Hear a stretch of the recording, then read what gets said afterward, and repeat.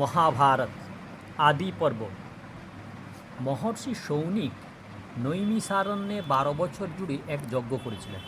একদিন লোমহর্ষণের পুত্র সৌতি সেখানে এলেন। সৌতি ছিলেন বিখ্যাত পুরাণ কথক। উপস্থিত মুনিরা শুনেছিলেন যে জন্মেজয়ের সর্পযজ্ঞে বৈশম্পায়ন ব্যাসদেব বিরচিত মহাভারত কথা শুনিয়েছিলেন।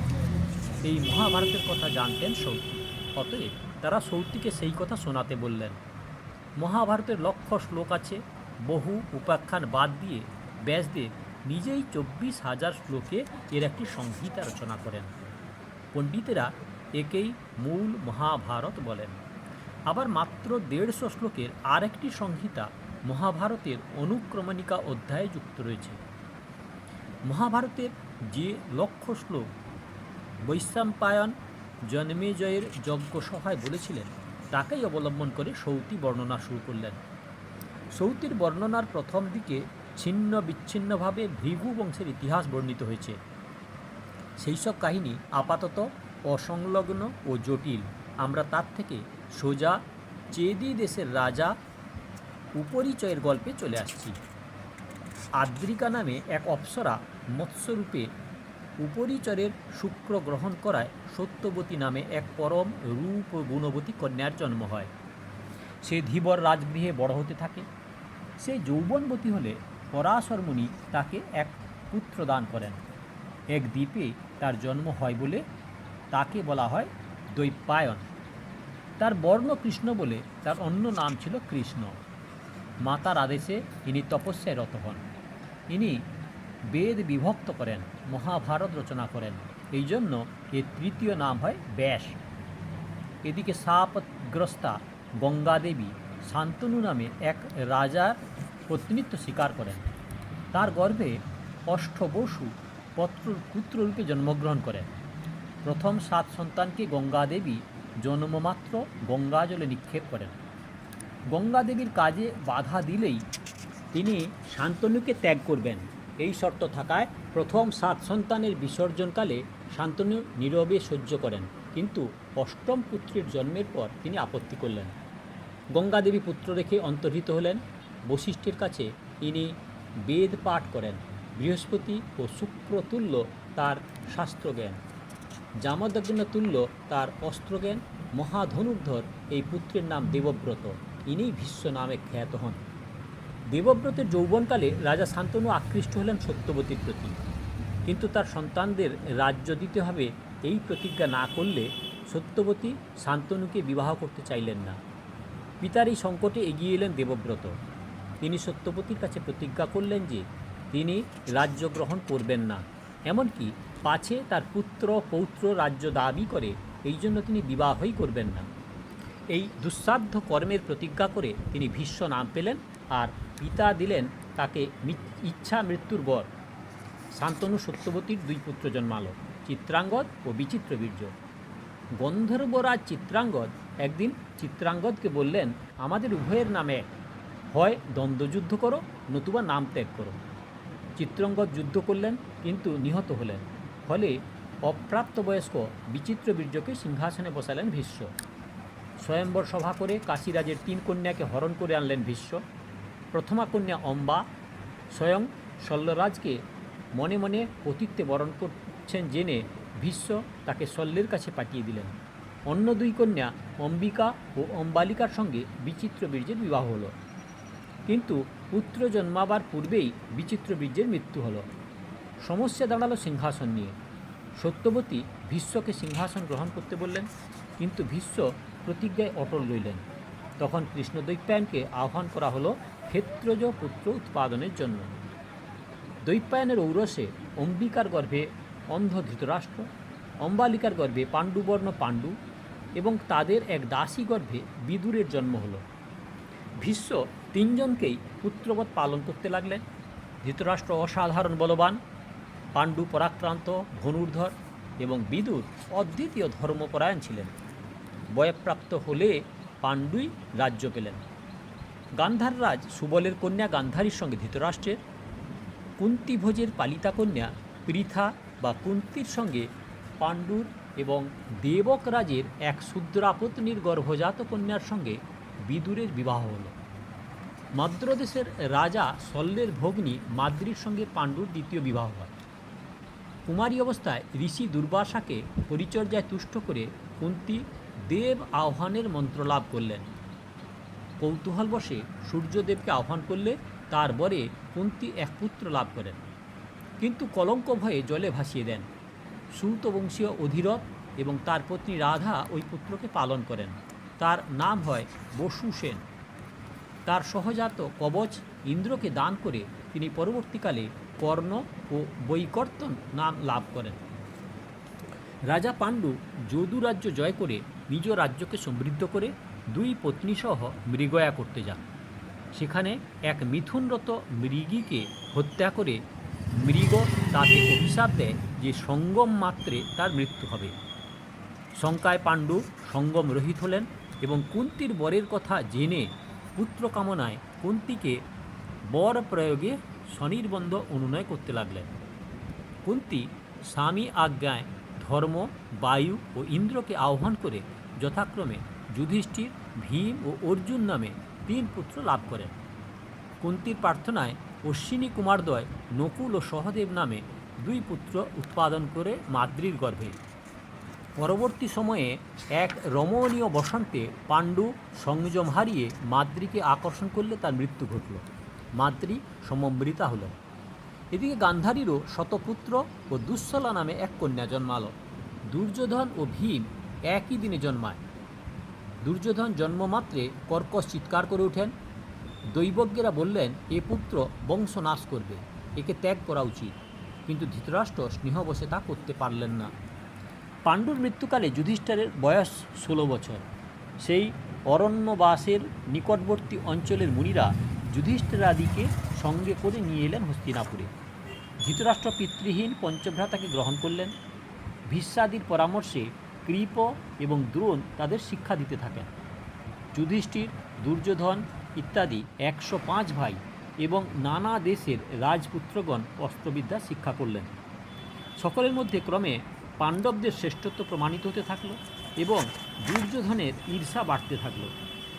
এদিকে ভীমকে ওরা বিষ মেশানো নাড়ু খাইয়ে হতচেতন করে হাত পা বেঁধে ফেলে দিল জলে। ভীম ডুবতে ডুবতে পাতালে গিয়ে পৌঁছলেন। সাপের কামড় খেয়ে নাড়ুর বিষের ক্রিয়া গেল কেটে। সর্পরাজ বাসুকি তাকে নাতির নাতি বলে চিনে রসায়ন পান করতে দিলেন। 8ম দিনে দিব্য পোশাক ও আভরণ পরে বাড়ি ফিরে এলেন ভীম। আক্রোশে ও ঈর্ষায় জ্বলতে থাকলেন কৌরবেরা। স্বয়ং ধৃতরাষ্ট্র পাণ্ডবদের রাজ্য বঞ্চিত করার পরামর্শ চাইলেন মন্ত্রী কণিকের কাছে। তাদের বারণাবতে পাঠানো হলো। সেখানে দাহ্য পদার্থ গঠিত যতুগৃহে তাদের বাসস্থান নির্দিষ্ট হলো। যুধিষ্ঠির সব বুঝেও অপেক্ষা করতে থাকলেন। বিদুর এক ক্ষণত্রক পাঠালেন। সে জ্যোতিগৃহের নদী তীরে পর্যন্ত সুড়ঙ্গ কেটে দিল। এক নিষাদী ও তার পঞ্চপুত্র সহ পুরোচন নামক দুর্যোধনের দূতকে যতুগৃহে পুড়িয়ে পাণ্ডবেরা সুড়ঙ্গপথে পালালেন। বিদুরের লোক নৌকোযোগে তাদের নদী পার করিয়ে দিলেন। তারা দক্ষিণে চলতে চলতে এক অরণ্যে প্রবেশ করলেন। এখানে হিড়িম্বা নামে এক রাক্ষস তাদের আক্রমণ করে। তিনি হিড়িম্বকে হত্যা করেন এবং মাতা ও ভ্রাতার অনুমতি নিয়ে নিহতের ভগ্নী হিড়িম্বাকে বিবাহ করেন। তাদের এক পুত্র হয়, তার নাম ঘটোৎকচ। এই অরণ্যেই ব্যাসদেবের সঙ্গে দেখা হয় পাণ্ডবদের। তাদের একচক্র গ্রামে বাস করতে নির্দেশ দেন। এখানে এক অত্যাচারী রাক্ষস বককে হত্যা করলেন ভীম। একদিন পাণ্ডবেরা দ্রুপদ রাজার কন্যার স্বয়ম্বরের সংবাদ পেলেন। ব্যাসের নির্দেশে তারা পাঞ্চালে যাত্রা করলেন। পাঞ্চাল রাজ্য স্বয়ম্বর উপলক্ষে জাঁকের শেষ নেই। ভারতের প্রায় সব রাজপুত্ররা এসেছেন কর্ণ। ব্রাহ্মণ বেশে ব্রাহ্মণদের মধ্যে বসে আছেন পঞ্চ পাণ্ডব। আর কেউ তাদের না চিনলেও শ্রীকৃষ্ণ চিনলেন এবং বলরামকে জানালেন। রাজপুত্রেরা লক্ষ্যভেদে ব্যর্থ হলেন। কর্ণ ধনু তুলতেই দ্রৌপদী বললেন, আমি সুতপুত্রকে বরণ করব না। কর্ণ সরে গেলেন। তখন ব্রাহ্মণ বেশি অর্জুন এলেন এবং লক্ষ্যভেদ করলেন। ক্ষত্রিয় রাজারা অর্জুনকে আক্রমণ করলেন, কিন্তু সমবেত ব্রাহ্মণেরা এবং স্বয়ং কৃষ্ণ তাদের বাধা দিলেন। অর্জুন নিজেও প্রতিহত করলেন তাদের। পাণ্ডবেরা অবশেষে দ্রৌপদী সহ কুন্তির কাছে ফিরে এলেন। কুন্তির নির্দেশে পঞ্চভ্রাতার সঙ্গে দ্রৌপদীর বিবাহ হলো।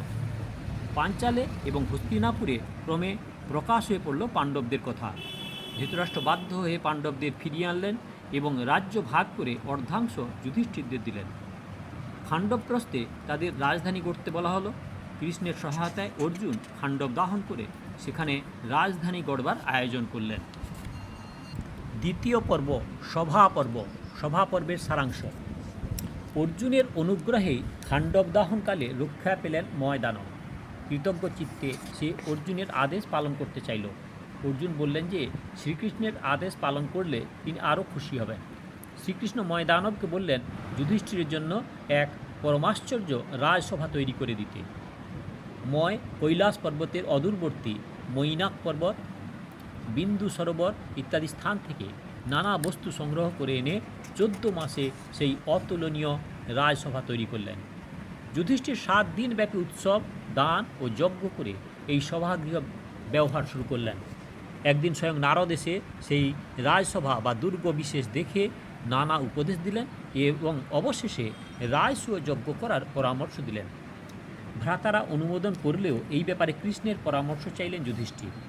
কৃষ্ণ বললেন রাজসূয় যজ্ঞ করা যুধিষ্ঠিরের যোগ্য কাজ, তবে তার আগে মগধের রাজা জরাসন্ধকে পরাজিত করা দরকার, কারণ তিনি রাজসূয় করবেন না বলে বহু রাজাকে পরাজিত করে ইতিপূর্বে কারাগারে বন্দী করে রেখেছেন। তার সেনাপতি শিশুপালও কম অত্যাচারী নয়, কিন্তু এদের দমন করা তো সহজ নয়। শ্রীকৃষ্ণ পরামর্শ দিলেন যে তিনি ভীম আর অর্জুনকে নিয়ে জরাসন্ধকে বধ করতে গিরিব্রজে যাত্রা করবেন। শ্রীকৃষ্ণ জরাসন্ধের অদ্ভুত জন্মকাহিনী শোনালেন। 2 মাতৃগর্ভে অর্ধ দেহ নিয়ে জন্মেছিলেন জরাসন্ধ। জরা নামে এক রাক্ষসী 2 খণ্ড সংযুক্ত করে তাকে বাঁচায়, এই জন্যেই তার এই নামকরণ। একদিন শ্রীকৃষ্ণ অর্জুন ও ভীষ্মকে নিয়ে ব্রাহ্মণের বেশে উপস্থিত হলেন জরাসন্ধের কাছে। জরাসন্ধ তাদের ব্রাহ্মণ ভেবেই পাদ্য অর্ঘ্য দিলেন, কিন্তু তারা তা গ্রহণ করলেন না, বরং বন্দী রাজাদের মুক্তি অথবা দ্বন্দ্বযুদ্ধে আহ্বান করলেন জরাসন্ধকে। জরাসন্ধ দ্বন্দ্বযুদ্ধে রাজি হলেন। প্রথমে গদাযুদ্ধ চলল ভীষ্মের সঙ্গে। 13 দিন ক্রমান্বয়ে চলল যুদ্ধ। ক্লান্ত জরাসন্ধ বিশ্রাম চাইলে অবকাশ বুঝে ভীম তার পা ধরে চিরে ফেললেন।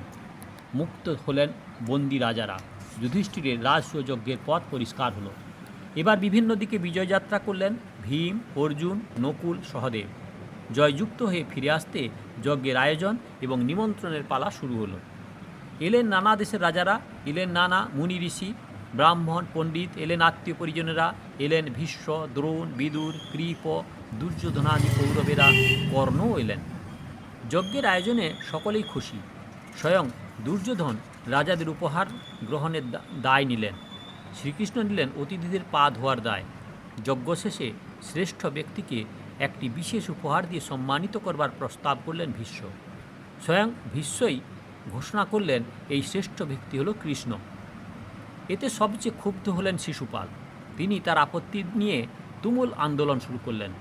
ব্যক্তিগত কুৎসার তোড়ে যজ্ঞস্থলে কৃষ্ণ নিন্দার বাণ ডাকল। কৃষ্ণ নিজেও দীর্ঘ সময় সব নীরবে সহ্য করলেন, কিন্তু শিশুপাল ক্রমে এমন অবস্থা করে তুললেন যে যজ্ঞ পণ্ড হয় আর কি। এবার আর সহ্য করলেন না কৃষ্ণ। সুদর্শন চক্রে শিশুপালের মুণ্ড ছেদ করলেন। একটু অস্বস্তির মধ্যেই যজ্ঞ সমাপ্ত হলো। ফেরার পথে দুর্যোধন তার পাণ্ডব ঈর্ষার কথা মামা শকুনিকে খুলে বললেন। শকুনি পাশা খেলায় যুধিষ্ঠিরের ঐশ্বর্য হরণের ফন্দি আঁটলেন।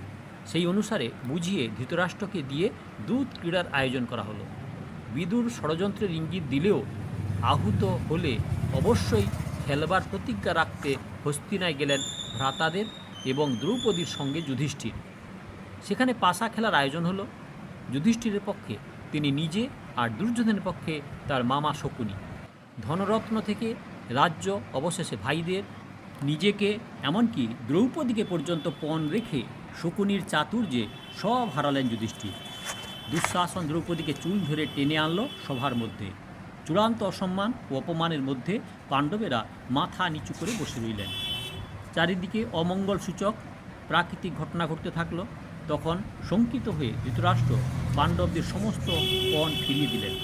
পাণ্ডবেরা ইন্দ্রপ্রস্থে যাত্রা করল। এমনি করে পাণ্ডবদের নিষ্কৃতি দেওয়ায় কিন্তু দুর্যোধনেরা ভীষণ উত্তেজিত হলেন। ধৃতরাষ্ট্রকে তারা নানাভাবে ধিক্কার দিতে থাকলেন। ধৃতরাষ্ট্র দ্বিতীয়বার দূতসভার আয়োজন করলেন। এবার পণ রইল, যে পক্ষই হারবে তাদের 12 বৎসর বনবাস এবং 1 বৎসর অজ্ঞাতবাস যাপন করতে হবে। অজ্ঞাতবাসকালে সংবাদ পেলে আবার বনবাস চলবে। এবারেও যুধিষ্ঠির হারলেন। তাতে শর্তানুসারে বনবাস যাত্রা করতে হলো। কুন্তী দেবী রইলেন বিদুরের বাড়িতে। 5 ভাই এবং দ্রৌপদী বনবাস যাত্রা করলেন। সর্বত্র দুর্যোধনদের প্রতি ধিক্কার শোনা যেতে থাকল। মহর্ষি নারদ এসে ধৃতরাষ্ট্রকে বলে গেলেন, 13 বৎসর পর ভীম অর্জুনের হাতে ধ্বংস হবে কুরুকুল। তৃতীয় পর্ব, বন পর্ব। বন পর্বের সারাংশ। বনবাসে চললেন পাণ্ডবেরা। ব্রাহ্মণ, পণ্ডিত এবং নানা শ্রেণীর প্রজা চললেন তাদের সঙ্গে। কিছুদূর যাত্রার পর যুধিষ্ঠির তাদের ফিরে যেতে বললেন। তাদের প্রতিজ্ঞা, তারা পাপীর রাজ্যে ফিরবেন না। যুধিষ্ঠিরের বনবাসের দুঃখের কথা বললেন। তারা বললেন, প্রয়োজনে অভুক্ত থাকব, তবু দুর্যোধনের রাজ্যে ফিরব না। তখন যুধিষ্ঠির সেই অবাঞ্ছিত রাজ্যে আর আত্মীয় স্বজনের রক্ষার দায় দিয়ে তাদের ফেরত পাঠালেন। এদিকে হস্তিনাপুরে ধৃতরাষ্ট্রের মনে শান্তি নেই। পাণ্ডবে বিদায়ে তিনি দুঃখিত। নারদের ভবিষ্যৎবাণী তাকে আরও ভাবিত করছে। বিদুর ধৃতরাষ্ট্রের মন বুঝে বললেন, পাণ্ডবদের রাজ্যচ্যুত করা অন্যায় হয়েছে। তাদের ডেকে এনে রাজ্য ফিরিয়ে দিয়ে এ অন্যায়ের প্রতিকার করা উচিত। বিদুরের পরামর্শে ক্ষুব্ধ হলেন ধৃতরাষ্ট্র, তাকে তিরস্কার করলেন। বিদুর দুঃখে চলে গেলেন কাম্যক বনে। সেখানে যেন যুধিষ্ঠিরের নতুন রাজধানী গড়ে উঠল। কিন্তু বিদুর বেশি দিন সেখানে থাকতে পারলেন না। অনুতপ্ত ধৃতরাষ্ট্র সঞ্জয়কে পাঠালেন কাম্যক বনে, বললেন বিদুরকে ফিরিয়ে আনতে। বিদুর সেই অনুরোধ উপেক্ষা করতে পারলেন না, হস্তিনায় ফিরিয়ে এলেন।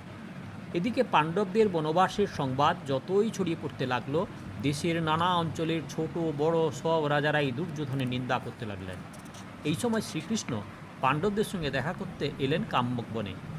দ্রৌপদী শ্রীকৃষ্ণকে তার বেদনার কথা খুলে বললেন। শ্রীকৃষ্ণ বললেন, যারা তার অসম্মান করেছে তাদের দুর্গতির দিন আসবেই। অর্জুন এবার বের হলেন তপস্যায়। কঠোর তপস্যায় শিবকে সন্তুষ্ট করে পেলেন পাশুপাতস্ত্র। কিন্তু তার আগে শিব এলেন এক কিরাতের বেশে। একই শূকরকে উভয়ই লক্ষ্য করে তুমুল দ্বন্দ্বযুদ্ধে নিমগ্ন হলেন। কিন্তু অর্জুনের তীরে কিরাতের কিছুই হচ্ছে না দেখে বিস্মিত অর্জুন যখন ভালো করে তাকালেন কিরাতের দিকে, তখন দেখা গেল কিরাত শিব রূপ গ্রহণ করেছেন। লজ্জিত, বিব্রত, বিস্মৃত অর্জুনকে বর দিলেন শিব। ফিরিয়ে দিলেন গাণ্ডীব, অক্ষয়তুন আর দিলেন পাশুপতস্ত্র। অর্জুন এরপর ইন্দ্রের রথে চড়ে গেলেন স্বর্গে। সেখানে দেবতাদের আদর আপ্যায়নের মাঝে ইন্দ্রের কাছ থেকে নানা রকম অস্ত্র লাভ করলেন। বরুণের কাছ থেকে পেলেন পাশ, যমের কাছ থেকে দণ্ড। ইন্দ্রের আদেশে চিত্রসেন গন্ধর্ব অর্জুনকে নৃত্য ও সঙ্গীত তালিম দিলেন। নিবাত কবচ নামে এক দৈত্যকে বধ করে অর্জুন দেবতাদের আরও প্রিয় হয়ে উঠলেন। এমনি করে স্বর্গে 5 বছর কেটে গেল অর্জুনের। এদিকে অর্জুনকে বিদায় দিয়ে পাণ্ডবেরা আবার কাম্যক বনে ফিরে এলেন। নানা মুনি ঋষি বারবার এলেন তাদের কাছে। নানা বিষয়ের আলাপ আলোচনা দিন কেটে যেতে লাগলো তাদের। এবার এলেন বৃহদ্দশ মুনি। তিনি যুধিষ্ঠিরকে নিপুণ পাশাবিদ করে দিলেন। পাণ্ডবেরা যে কাম্যক বনে বাস করছেন তা দুর্যোধন জেনে আর এক দুষ্টু ফন্দি আটলেন। ওই বনে ছিল তাদের বিরাট গোশালা। যেন ওই গোশালা পর্যবেক্ষণ করতে যাচ্ছেন এমনভাবে তারা গেলেন ওই বনে। ইচ্ছেটা তারা কত ঐশ্বর্য এবং বিলাসে দিন কাটাচ্ছেন তা পাণ্ডবদের চোখে আঙুল দিয়ে দেখিয়ে দেওয়া। উদ্দেশ্য সিদ্ধির কথা ভুলে গেলেন তারা অন্য এক মজা পেয়ে। পাণ্ডবদের বাসস্থানের কাছেই এক সরোবরে গন্ধর্বেরা সপরিবারে স্নান করছিল। দুর্যোধনের দল ওই স্ত্রীদের বস্ত্রহরণ করলেন। উত্তেজিত গন্ধর্বদের সঙ্গে বাঁধল তুমুল যুদ্ধ। সেই যুদ্ধে কর্ণ, শকুনি ইত্যাদি পালালেন। দুর্যোধন বহু পুরনারী ও ভ্রাতাদের সঙ্গে বন্দী হলেন। দুর্যোধনের স্ত্রী গিয়ে কেঁদে পড়লেন পাণ্ডবদের কাছে। অজ্ঞাতবাস শেষ হলেও যে দুর্যোধনরা পাণ্ডবদের রাজ্য ফিরিয়ে দেবেন না, এই বিষয়ে অনেকেরই সংশয় রইল না। ইন্দ্র ভাবলেন কর্ণ ভিন্ন আর কেউই অর্জুনের ক্ষতি করতে পারবে না। কর্ণকে শক্তিহীন করতে একদিন দানব্রতী কর্ণের কাছে তার কবচ কুণ্ডল প্রার্থনা করলেন। কর্ণ বুঝেও দান করলেন। ইন্দ্র খুশি হয়ে কর্ণকে একাগ্নি বাণ দান করলেন। এই দিন ধৃতরাষ্ট্রের একমাত্র কন্যার দুঃশলার স্বামী জয়দ্র একা পেয়ে দ্রৌপদীকে হরণ করতে চেষ্টা করলেন। পাণ্ডবেরা তাকে পরাস্ত করে চরম দুর্দশা করে ছাড়লেন। এক ব্রাহ্মণের অরণি নিয়ে পালাচ্ছিল এক হরিণ। ব্রাহ্মণের অনুরোধে পঞ্চপাণ্ডব তার পেছনে ছুটলেন, কিন্তু হরিণকে ধরতে পারলেন না। তৃষ্ণার্ত পাণ্ডবেরা এক সরোবরে জলপান করতে লাগলেন। সেই সরোবরে এক বক তাদের নানা প্রশ্ন জিজ্ঞাসা করলেন। উত্তর না দিয়ে জলপান করায় একে একে নকুল, সহদেব, অর্জুন, ভীম মৃত্যুমুখে পতিত হলেন। তখন তার সব প্রশ্নের জবাব দিয়ে যুধিষ্ঠির ফিরিয়ে আনলেন ভাইদের প্রাণ। বক আত্মপরিচয় দিলেন তিনি স্বয়ং ধর্ম। তিনি জানলেন বনবাসের 12 বৎসর পূর্ণ হয়েছে, এবার পাণ্ডবদের অজ্ঞাতবাসের পালা। ধর্ম তাদের বিরাট নগরে অজ্ঞাতবাস করতে বললেন। ধর্মের বরে তাদের পরিচয় সংগুপ্ত থাকল। চতুর্থ পর্ব বিরাট পর্ব। বিরাট পর্বের সারাংশ। অজ্ঞাতবাসের পালা। যুধিষ্ঠির ভাইদের সঙ্গে দ্রৌপদীকে নিয়ে এলেন বিরাট নগরে।